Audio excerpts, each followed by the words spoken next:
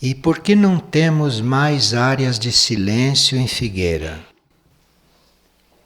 Para nós darmos o título para uma área de silêncio, precisa que isso corresponda ao que se passa lá. E para você manter uma área de silêncio como tal, permanentemente, precisa que ali haja poucas pessoas. Com muita gente isso é impossível. Porque as pessoas têm diferentes modos de gesticularem, de caminharem, de falarem, de agirem, de pensarem. Porque os maiores ruídos são no plano mental, né? Os maiores ruídos são os pensamentos, são as formas pensamentos. E essas áreas de silêncio, isto é para, em parte, compensar certos excessos de ruídos, certas desarmonias, que às vezes acontecem involuntariamente sem que a gente queira. Então essas áreas compensam, equilibram tudo isto dentro da figueira. E estimulam também para que as demais áreas vão conseguindo um nível de harmonia e de silêncio mais aperfeiçoado. Mas isto tudo é não só uma aprendizagem, mas isto tudo é um fato de evolução das pessoas. Porque não adianta dizer, fiquem todos quietos, diminuam as conversas, cuidado com os barulhos, com os gestos, com os movimentos. Isso tudo é teórico e as pessoas vão se reprimindo para conseguir isto. E à medida que se reprimem externamente, mentalmente vão fazendo mais ruído do que elas faziam. E no plano mental vão fazendo mais desordem do que elas faziam no físico, quando faziam barulho. Então não adianta estar reprimindo estas coisas, porque fica pior. No plano mental fica mais rumoroso. Se isto se transfere para o plano astral e para o plano mental, lá é como se criasse núcleos de repressão, de revolta, de esforço, de desequilíbrio. Então criam esses nódulos e que ficam lá depois para serem dissolvidos. Então isto é um trabalho que se tem que fazer com paciência e cada um saber que cada movimento que ele faz, cada gesto, cada palavra que ele pronuncia, cada pensamento que ele emite, cada movimento astral, emocional que ele faz, ele saber que tudo isto influi, que tudo isto forma ondas no espaço, cria uma aura em volta dele. Então, se o indivíduo está produzindo uma aura tranquila, todos os que se aproximam entram naquela aura tranquila, ou tocam aquela aura tranquila, imediatamente se tranquilizam. Tem um estímulo para ficarem tranquilos. E ninguém falou nada, ninguém disse nada, ninguém se preocupou. Isto é, uma pessoa está num certo estado, está num certo equilíbrio, numa certa harmonia, tudo que se aproxima dali vai usufruir daquilo. E se alguém chega a entrar, chega a penetrar naquela aura de alguma forma, isto vai produzir um resultado ainda mais forte. E isto é muito importante que também esteja acontecendo na mente, porque na nossa aura mental chegam pessoas que estão até do outro lado do mundo, não precisam estar aqui presentes. Os que estão aqui presentes estão com o corpo mental junto conosco, em contato toda hora. Então um é responsável pelo equilíbrio do corpo mental do outro. Agora, este corpo mental, isto entra em contato com qualquer outro corpo mental. Então este trabalho, para nós nos mantermos em equilíbrio, é um trabalho que precisa ser mantido. Porque como o corpo mental e o corpo astral, e até o etérico, estão em contato com outros corpos, que estão em outras situações, então o nosso trabalho é contínuo. Não é porque você se sentiu harmonioso naquele momento que o trabalho acabou. Você se sentiu harmonioso, mas de repente faz contato um corpo sutil que não está harmonioso. Penetrou ali colocou ali dentro uma outra coisa. Você tem que voltar a fazer o trabalho. Você tem que estar sempre fazendo aquele trabalho. E esta área entre o físico e o astral e o mental também é muito importante. Esta área quase física, esta área etérica. Então, os ruídos, os sons, os movimentos desordenados, isto tudo vai desorganizando essa faixa etérica. E essa faixa etérica, pode-se dizer que seja física, é bem próxima. É esta faixa etérica que recebe das hierarquias, das forças da natureza, um trabalho direto e indireto. Então, uma hierarquia pode estar trabalhando, uma hierarquia pode estar servindo, uma hierarquia pode estar nos ajudando num plano muito elevado. E o prolongamento daquilo atua sobre este etérico. Então, se a hierarquia está trabalhando lá em cima, se este etérico não está organizado, se este etérico não está receptivo, ele não pode receber esse reflexo, o reflexo desse trabalho. Então o trabalho fica só interno, muito interno, quando poderia também ser físico, poderia refletir no nosso nível material. Às vezes se vê um ser que está até aprendendo a trabalhar lá no alto, isto reflete pouco aqui. Reflete pouco porque a condição do etérico não deixa passar. A condição do etérico não deixa isso imprimir no físico do indivíduo, no cérebro, nos gestos, no comportamento, na atitude. E nós podemos colaborar muito com isto, se mantemos uma atitude equilibrada e harmonizada no plano físico, no nível físico.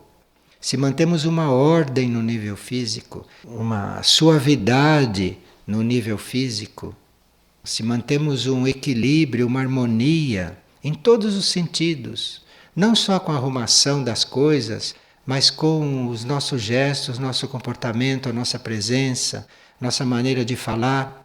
No mental já sabe a importância disso, mas no físico também tem importância. Porque isto mexe com o etérico. E se o etérico não fica nessas condições, ele não reflete, ele não absorve todo o trabalho interior que está sendo feito. E esse plano etérico, ele corresponde ao físico. E ele determina também as condições do físico. Certas forças naturais, certas forças da natureza, até construtoras de coisas. Forças que trabalham com o reino vegetal, forças que trabalham com o reino mineral, forças que trabalham com certas partes do nosso corpo. Essas forças estão no plano etérico. Então, se essa sala está desorganizada, se essas cadeiras estão todas amontoadas ali num canto, se isso está tudo sujo, tudo desordenado, o etérico está nas mesmas condições. O etérico acompanha isto. Então, um elemental harmonioso que poderia estar ali dentro, influindo beneficamente sobre o ambiente psíquico e sutil, não pode estar ali dentro, porque está uma desordem. E às vezes as pessoas não dão muito valor para isto porque não sabem estas coisas. Então, deixam uma roupa jogada, deixam um papel lá no chão rasgado, deixam uma porta aberta quando é para estar fechada, deixa a outra fechada quando é para estar aberta. As pessoas não sabem destas coisas. Então não dão importância para isto. Mas nós teríamos que dar importância para isto. E aqui tem que ser um lugar onde isso seja vivido. Há muitos anos atrás eu estava viajando e estava bem assim, movido pela viagem, porque era uma viagem longa.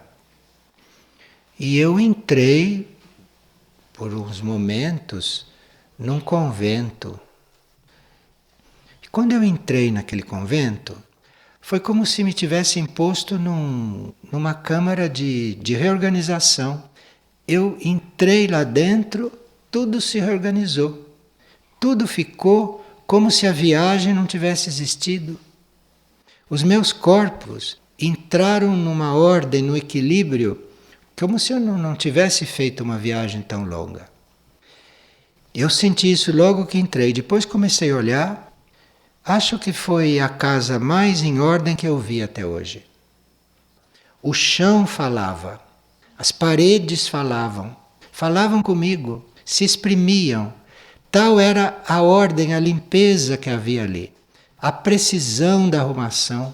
Se olhava, não tinha uma coisa fora do lugar. É uma ordem que fala com a gente, que é viva. Ali tem uma outra expressão de vida. E claro que as pessoas que vivem no lugar deste têm outra postura. Tem outra postura. Tem outra forma de falar, tem outra forma de sentar, tem outra forma de gesticular, de caminhar. É outra coisa. É outra vibração. E isso se consegue aqui mesmo, se consegue isto no plano físico. Nós temos aqui ambientes que são muito propícios para estas coisas. Muito propícios, porque são ambientes onde não há muita circulação de pessoas, a circulação é limitada, o ambiente é bastante rodeado de plantas, de reino vegetal, as janelas são grandes, arejadas, entra sol, entra vento, entra ar, tem tudo para isto poder acontecer. E nós teríamos que ter mais empenho com estas coisas, teríamos que estar mais dedicados a isto. E não acharmos que estamos tão ocupados que não temos tempo de fazer isto. Porque às vezes eu estou tão ocupado, eu estou atendendo tantas coisas, tenho que correr atrás de tanta coisa, tenho que responder a tanta coisa, que não tenho tempo para manter isto em ordem fisicamente. Esquecendo que quando está em ordem fisicamente, ela não tem que trabalhar tanto com outras coisas, porque o próprio ambiente, a própria vibração do local, o ar do local, a luz do local, tudo isto faz mais do que a gente. Isto age mais do que a gente, porque isto penetra no etérico. Isto marca o indivíduo, isto produz um impacto no indivíduo. E essa parte etérica, que é praticamente física, é usada pela hierarquia para neutralizar a desarmonia da humanidade. Porque a humanidade é desarmoniosa, né? O que a humanidade produz, vocês estão vendo. Se vocês somarem as salas de espetáculo, os estádios esportivos, tudo isto que acontece, as vias urbanas, tudo isto é uma fábrica de desarmonia. E se isto não fosse neutralizado, de alguma maneira, o planeta já teria perdido o equilíbrio no espaço. Então, é nessa faixa etérica, é nessa faixa da qual nós estamos falando, é aí que se mantém o equilíbrio da parte concreta, da parte física. É aí que se faz o equilíbrio. Então, se existe uma harmonia etérica aqui, as emanações, as projeções, a irradiação da hierarquia atravessa isto aqui e está aqui no plano físico conosco, de alguma forma. Está mantendo, sustentando este plano físico harmonizado. Mas se isto não está em harmonia, isto fica lá em cima. E nós, para captarmos isto, para percebermos, para recebermos, temos que estar lá em cima. Temos que estar concentrados lá em cima, porque aqui isto não pode passar, aqui isto não pode penetrar. Agora, isto tem outras repercussões. Tudo aquilo que se passa nesse etérico, que é quase físico, esta falta de harmonia, isto reflete no karma de cada um que está ali. Isto não fica só assim no plano da energia. Isto tem repercussões também na vida kármica, tem repercussões no karma. Então, aquela desarmonia, karmicamente, é dividida por todos os que estão ali, dentro da lei do karma. Sendo que quem é o responsável, ou quem é o mais responsável pela desarmonia, fica com a maior parte deste karma. Então, com o tempo, isto pode ir se acumulando e de repente o etérico da pessoa não conseguir mais se organizar. Porque ele ficou com o karma do ambiente desorganizado para cuja desorganização ela contribuiu. Então, dali a pouco, ela não tem mais o controle etérico. Já está desorganizado, produzindo todos os efeitos físicos que isso pode produzir. Aqui nós temos 3 perguntas. Uma é: qual é o papel das pesquisas no contexto atual de Figueira? Porque aqui nós temos um setor de pesquisas, como vocês sabem, que deu tantos medicamentos, não? Tantos procedimentos terapêuticos. Isto tudo é uma manifestação do setor de pesquisas também. Depois nós temos um outro setor que é o laboratório. E depois tem outro setor que é o setor saúde e cura. Parece que é a mesma coisa, mas não é. Existe setor de pesquisa, que é uma coisa. Existe laboratório, que é outra coisa. E existe o setor saúde e cura, que é outra coisa. Aqui em Figueira, o setor de pesquisas e o laboratório está sob uma coordenação. E o setor de saúde e cura está sob outra coordenação. Isto não é a mesma coisa. Isto são 3 setores. Nós vamos compreender isto melhor com a prática, com o desenvolvimento das coisas e com a vida. Então, qual é o papel das pesquisas no contexto atual de Figueira? Bem, as pesquisas têm um papel e um trabalho a fazer para o reino humano, para o reino animal, para o reino vegetal, para o reino mineral e, eventualmente, junto ao reino dévico. De forma que o setor de pesquisas lida com estes reinos todos do ponto de vista da pesquisa. No reino humano, a pesquisa deve ajudar, deve colaborar na nossa sutilização. Então, o trabalho da pesquisa junto ao reino humano é pesquisar, encontrar, descobrir, criar meios para que os seres se tornem mais sutis. Está vendo? Não estou falando de remédio nem de procedimento terapêutico. Pode ser isto e pode ser outra coisa. Pode ser outros meios também para nós nos tornarmos mais sutis. Isso é com o setor de pesquisa no reino humano. Em função da sutilização dos seres se tornarem mais sutis, interiorizados, através das pesquisas que este setor vai fazendo e nos apresenta para que isto seja aplicado. É claro que nisso estão incluídos medicamentos, estão incluídos vários procedimentos, mas evidentemente não é só isso. E cabe ao setor de pesquisas descobrir outras coisas que também nos ajudem na nossa sutilização.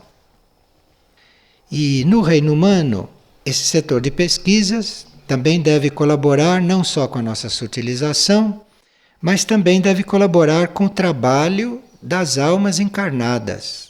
Cabe ao setor de pesquisas ver como é que nós vamos colaborar com estas almas encarnadas. Então, o setor de pesquisas pode ser até uma pesquisa no campo da música. Pode ser uma pesquisa no campo da construção. Pesquisa. Isso está em aberto. Isso está em aberto. Depende dos seres que vão compor este setor de pesquisas. Depende dos seres que vão viver esta proposta. de se utilizar, de colaborar com as almas encarnadas. Então, este setor, estas pesquisas e estas realidades, elas vão atuar tanto no corpo físico, com certas pesquisas, como podem atuar na nossa estrutura psíquica, através de outras pesquisas. Então pode haver aí um trabalho de ajuda, de atuação na nossa estrutura psíquica, e cabe ao setor de pesquisas dizer qual é esse trabalho, descobrir qual é esse trabalho.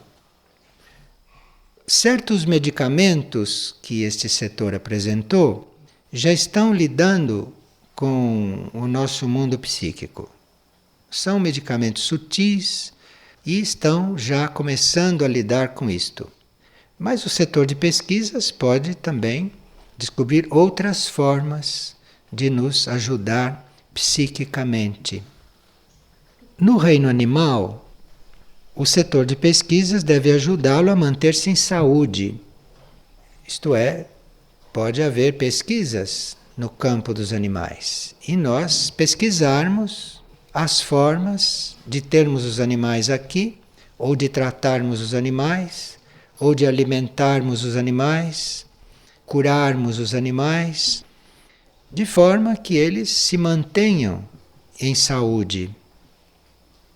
No reino vegetal, cabe ao setor de pesquisas descobrir certos potenciais das plantas e de usar esses potenciais para o bem do reino humano, para o bem do reino animal, para o bem do próprio reino vegetal, para o bem do próprio reino mineral.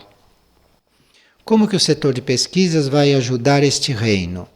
Vai descobrir o potencial das plantas, vai descobrir o potencial dos minerais e vai usar isto para o bem dos outros reinos. Então pode haver coisas das plantas e dos minerais que vão ajudar especificamente os seres humanos, os animais, outras plantas, a terra, o reino mineral, as águas. Então caberia, por exemplo, ao setor de pesquisas, junto ao reino mineral, descobrir a forma dos nossos lagos serem limpos, saudáveis, como água. Como lidar com aquela água? O que fazer para ajudar aquela água se transformar, aquela água se purificar? Tudo isso é setor de pesquisas. Revigorar a terra. Aliás, isso está fazendo. Está com uma série de pesquisas para vários trabalhos com o solo, com a terra. Isso é do setor de pesquisas fazer isso também com as águas. Então é um setor muito amplo e que está com muitas coisas em aberto ainda, apesar de tudo o que já realizou.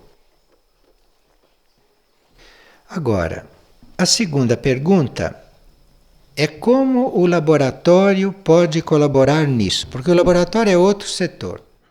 O laboratório é usado não só para o setor de pesquisas, mas o laboratório é usado também em função do setor saúde e cura.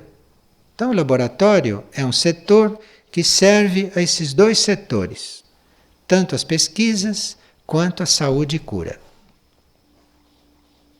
Então o laboratório não está aí só para medicamentos. O laboratório pode estar aí para coisas do reino mineral, da terra, das águas, coisas do reino humano, do reino dévico. Então é um laboratório que talvez não seja só físico, não é um laboratório só material. Então, se os seres que representam este laboratório, que cuidam deste laboratório, ou se os seres que manejam este laboratório, eles se tornarem, eles também, um laboratório, aonde a energia vai começar a trabalhar, então este laboratório será mais completo. Se os seres que lidam com este laboratório, se os seres encarregados deste laboratório não forem eles mesmos um laboratório, Isto é um laboratório farmacêutico ou um laboratório de análise qualquer, como tantos outros. A diferença é que não é só o laboratório material que está aí para as transformações, para as coisas. São os seres que estão lá também que devem estar servindo de laboratório para as energias. Este é o laboratório daqui. Porque o que faz essa outra parte do laboratório, que diz respeito à transformação de um modo geral, e não só ao trabalho com os medicamentos, o que faz isso são as pessoas que estão ali encarregadas. São os seres que estão ali lidando com aquilo. São estes que dão a outra dimensão do laboratório. Porque aí vai acontecer uma coisa no laboratório material, também em função do que está acontecendo dentro deles, em função de coisas que estão se passando com eles. Então, isto é um laboratório efetivo para coisas materiais, mas é também um setor muito simbólico. E eu estive notando que pessoas que necessitam de uma mudança quase química nos seus processos psíquicos, psicológicos, mentais, se forem entrar em contato com este laboratório, ali os seus processos transformativos vão se acelerar, porque vão entrar nesta órbita proposta para este laboratório. E como nós sabemos, a energia não se cansa e a energia não se desgasta. Quanto mais você usa a energia corretamente, mais a energia se desenvolve. Não é isso uma lei da energia? Se você não usa uma energia que esteja aqui, esta energia pode se retirar, porque você não está usando. Agora, se você começar a usar a energia que está aqui, esta energia vai se reproduzindo, esta energia vai se ampliando. A energia não diminui quando você usa. A energia se amplia. Então, se você tem um laboratório equipado, ou você vai ficar no plano terrestre, material, de todos os laboratórios, ou aquilo vai ser o símbolo do laboratório que vai acontecendo em cada um, que pode acontecer em cada um. Então você pode estar fazendo uma experiência química ali, você pode estar fazendo ali uma dinamização de um material, e aquilo pode estar acontecendo em você, ou ali pode estar sendo dinamizado um processo em você. Então, quem está trabalhando ali, se é suscetível a mudanças, o trabalho material do laboratório vai se ampliar, vai se aperfeiçoar e vai se aprofundar. Aí vai ser um trabalho perfeito do ponto de vista material, mas não porque ele está equipado. Vai se aprofundar, vai ser cada vez melhor, porque você que está trabalhando ali está em laboratório. O teu ser está ali em laboratório.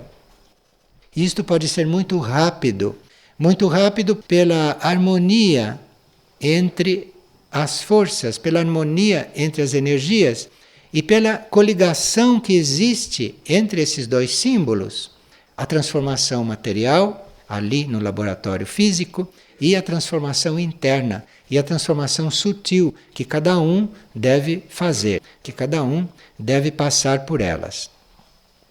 Então, este laboratório aqui como setor é um campo de trabalho que vai além da confecção dos medicamentos e das experiências no campo da saúde e cura.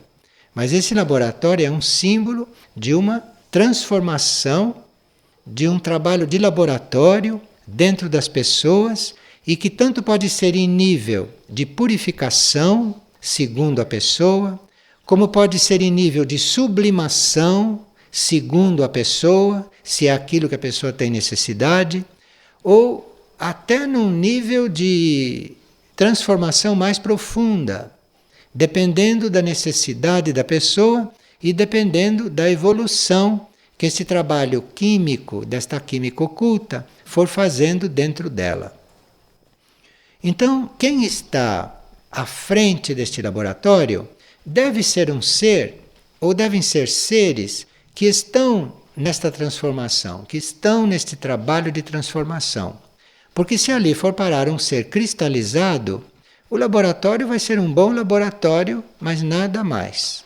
Não vai servir como estímulo, não vai servir como energia, não vai servir como campo de oportunidade para a pessoa ali fazer um trabalho simbólico.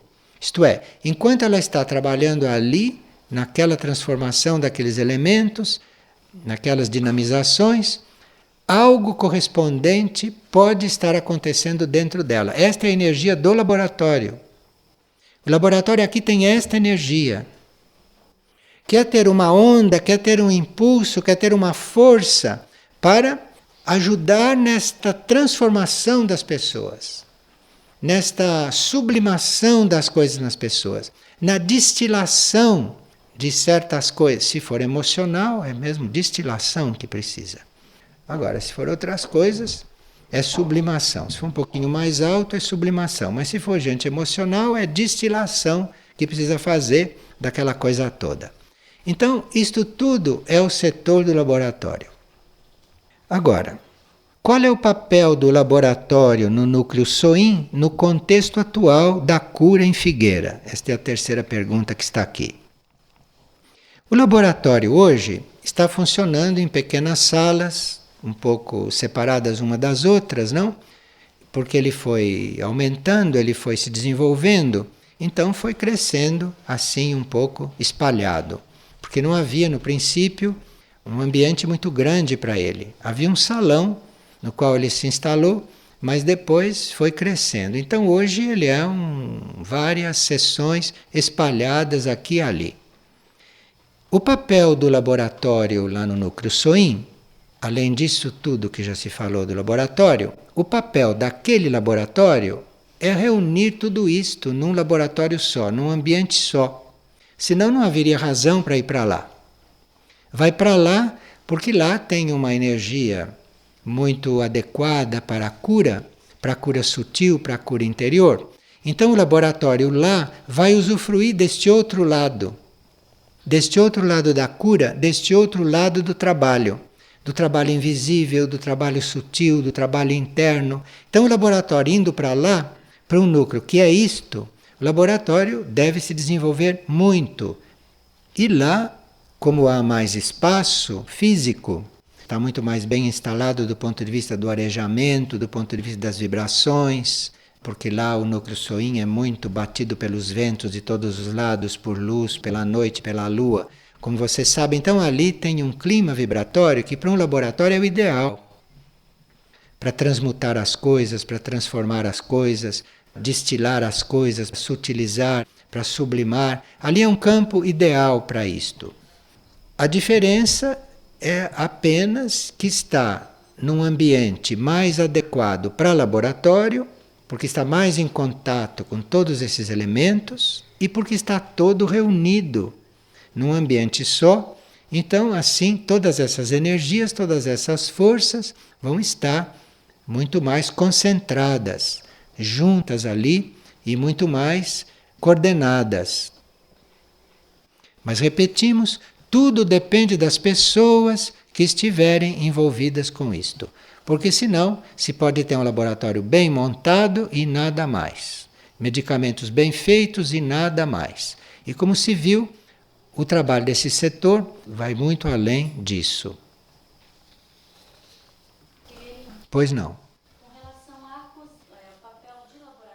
Bem, uma cozinha é um laboratório num certo sentido, porque você está manipulando alimentos, você está passando para os alimentos um certo magnetismo, você está passando para o alimento a sua vibração, então não deixa de ser um laboratório. Então ali na cozinha, o alimento tanto pode morrer, como o alimento pode reviver, ou como o alimento pode se manter com as suas qualidades. Mas o setor de pesquisas não é uma coisa tudo por conta dele. O setor de pesquisas vai desenvolvendo à medida que nós formos necessitando. Porque senão se faria coisas que ninguém usa.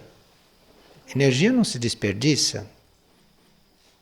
Então, para que essas coisas aconteçam, precisa que nós estejamos necessitando, querendo e necessitando, porque não basta só querer, precisa necessitar.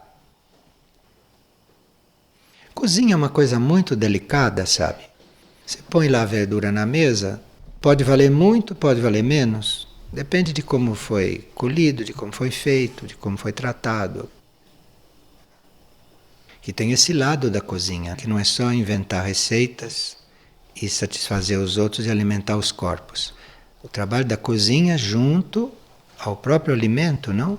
Como que ele é tratado.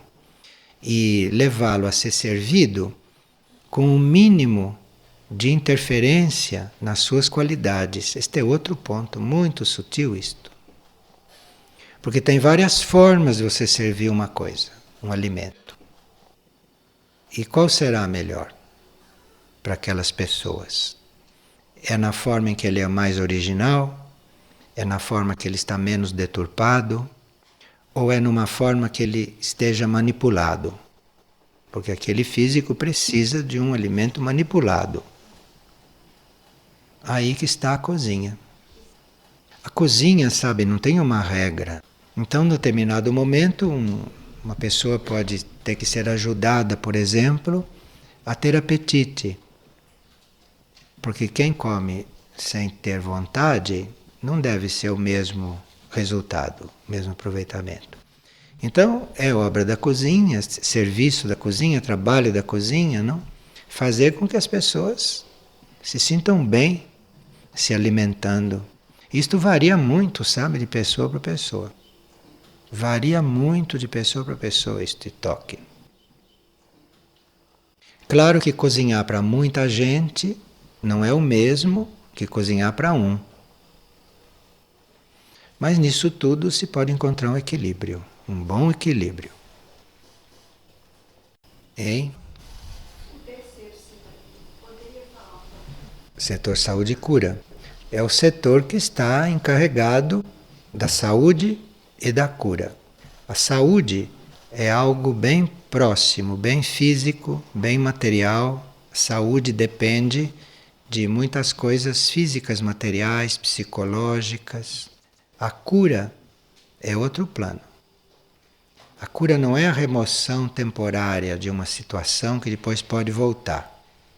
A cura é a solução de uma situação. Então você só obter saúde não basta. Você precisa estar em contato com a cura, que é para aquelas coisas não voltarem, para você ser realmente resolvido. E esta cura é um sentido muito extenso. Tanto pode ser a cura de um determinado mal particular, como a cura pode ser você ter resolvido a coisa do seu contato com seus planos internos, com seus planos interiores. Aí você está realmente curada. Quando você está transmitindo, você é veículo, você canaliza as tuas energias superiores, isto é a cura. Porque por onde as tuas energias superiores passam, aquilo vai sendo transformado. Então a cura vai desde a cura física, desde a saúde física, até a cura interior. É um setor que não é para tratar só de doenças. Doenças é a mínima parte desse setor. Se o setor está ocupado com doenças o tempo todo, é um setor que não está ainda realizado, que ainda não mostrou o que ele veio fazer. Porque a mínima parte do dia devia ser as doenças. E a maior parte do dia deveria ser a cura. Então é um setor que vai encontrando também o seu equilíbrio a partir do momento em que a cura vai se implantando, que a cura vai acontecendo nas pessoas. Então o setor saúde e cura deve ter elementos muito internos, muito sutis, para poder trabalhar com a cura. Então é um setor que deve ter contatos com hierarquia, deve ter relacionamento interno com o reino dévico, com o reino angélico. Isto faz parte da cura interior, da cura interna. Então é um setor também que tem muito campo para desenvolvimento.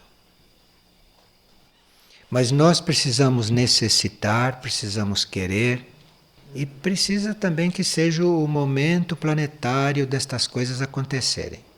Porque nós estamos dentro de um planeta. Então essas coisas acontecem também dentro dos ciclos do planeta. Então nós temos que ficar com tudo isso diante de nós, mas sem preocupação. Sem ficar pensando que depende de nós. Isto depende de ciclos do planeta, depende de ciclos da humanidade, depende do grupo, depende dos ciclos individuais das pessoas. Quanto mais presente a gente tiver isso e quanto mais claro estiver isso, melhor para as coisas terem possibilidade de ir se desenvolvendo. E muitas vezes nesse equilíbrio, às vezes é uma pessoa que vai visualizar isto corretamente. Mas quem vai realizar aquilo que ela está visualizando não é ele. Ele é bom para visualizar, mas para fazer não é. Ele vai visualizar uma coisa, ele vai perceber uma coisa, vai entender uma coisa. Isto quer dizer que trouxe a coisa até este plano de entendimento. E quem vai aproveitar é outro que nunca pensou nisto, que nem sabe que ia entrar nestas coisas. Então eu posso saber, por exemplo, teoricamente, como é que se limpa uma verdura. Mas eu mesmo posso nunca ter oportunidade de limpar uma verdura, e se for limpar uma verdura, posso não limpar direito. Mas é bom que eu tenha entendido como é que se limpa uma verdura e como deve ser, porque isto quer dizer que um dia ali alguém vai limpar uma verdura direito. Entendeu? Não é pessoal, isto não são coisas pessoais. Isto é um plano, isto é um todo. Nesse campo, se nós conseguimos captar bem uma ideia, se nós conseguimos trazer esta ideia aqui para baixo e colocar nossa intenção de que isto seja cumprido, isto obtém a resposta dévica. Isto mexe com este reino paralelo, com o reino dos devas. Então isto produz uma resposta nesses reinos internos. Então é muito importante o serviço desses que ouvem, que compreendem, que acatam, que amam, que ficam com aquilo no coração. Isto é um serviço fundamental. Sem isto nada toma consistência, porque este trabalho começa a chamar a atenção dos reinos paralelos que têm que estar aí dentro.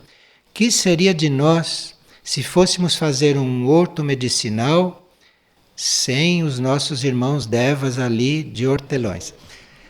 Que seria de nós sem aqueles hortelões? As plantas não são as mesmas sem eles, ou com poucos deles. Esses reinos paralelos, esses reinos internos, são muito sensíveis ao que se passa conosco. Não é só o que a gente faz, não. É o que se passa conosco, o que está dentro de nós, o que está acontecendo conosco. Você cuida de uma árvore, você cuida de uma planta e aquilo desenvolve, aquilo cresce, aquilo toma outras proporções. E aparentemente foi o seu trabalho, foi tudo que você colocou ali, foi mesmo também. Mas se o Deva ali não tivesse chegado, não sei não se isso tudo teria acontecido com aquela energia. Ali vem outra coisa, passa a atuar ali. Então tudo aquilo que nós fazemos aqui externamente se amplia muito. Aqui tem uma árvore que em fases anteriores, quando isso estava em outras mãos, esta árvore servia de morão para uma cerca de arame. Então vinha uma cerca de arame e no lugar daquela árvore não puseram o morão, fincaram o arame na árvore. E quando nós chegamos, encontramos aquilo. Foi feito logo tirar aquele arame da árvore, tirar aquela cerca dali, liberar a árvore daquele arame. A partir daí a árvore começou a mudar. E hoje é uma árvore rejuvenescida. Era uma árvore que parecia que estava em declínio, semi-morta.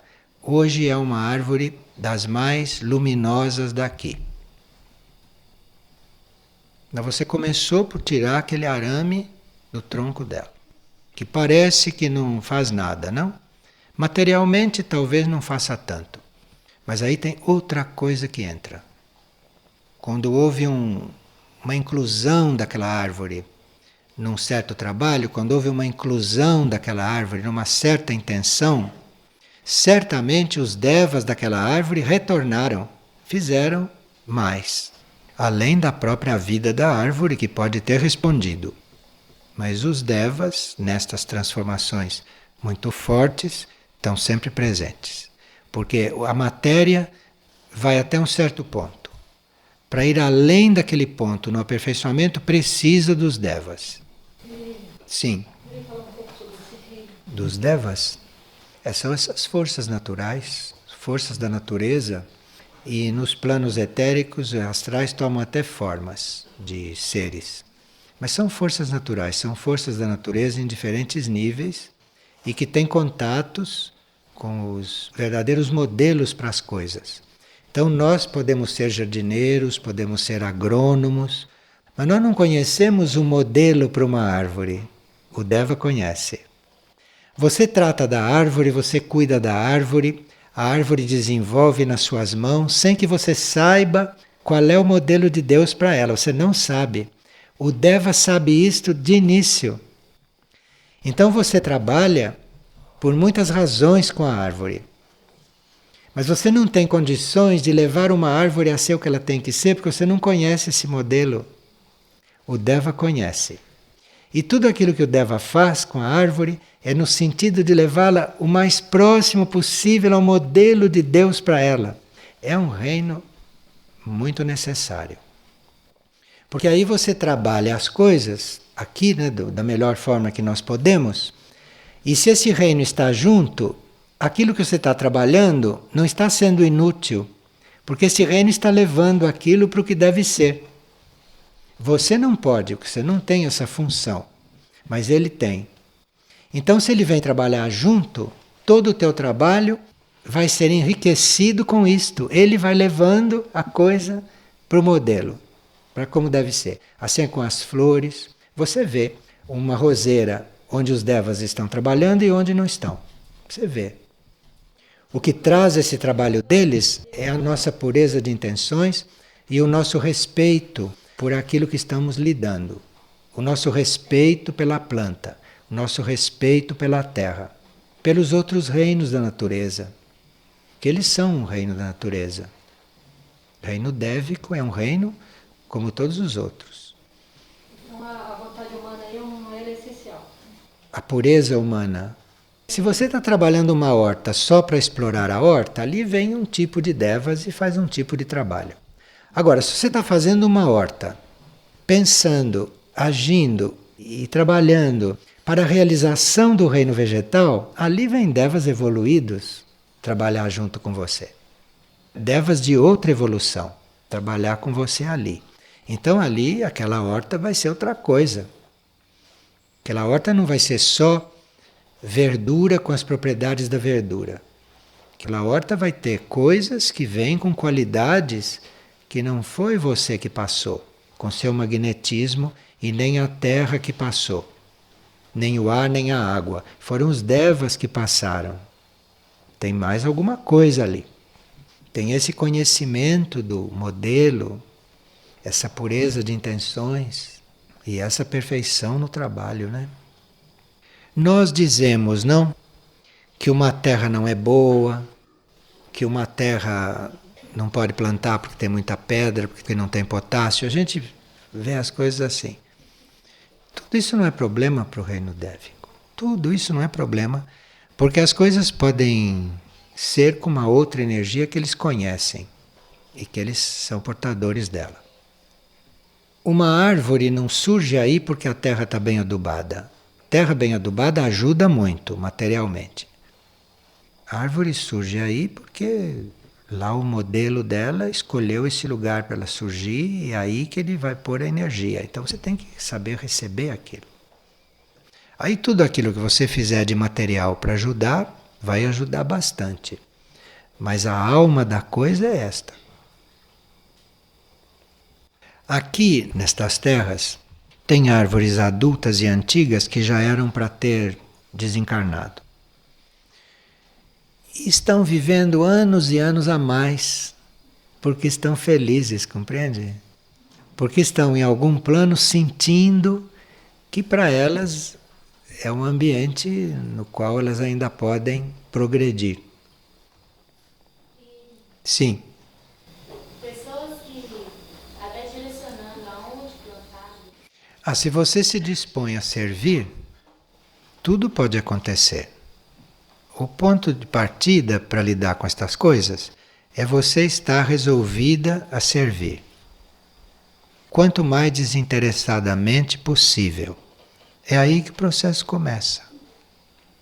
O processo começa no teu grau de disposição, de doação e no teu grau de impessoalidade.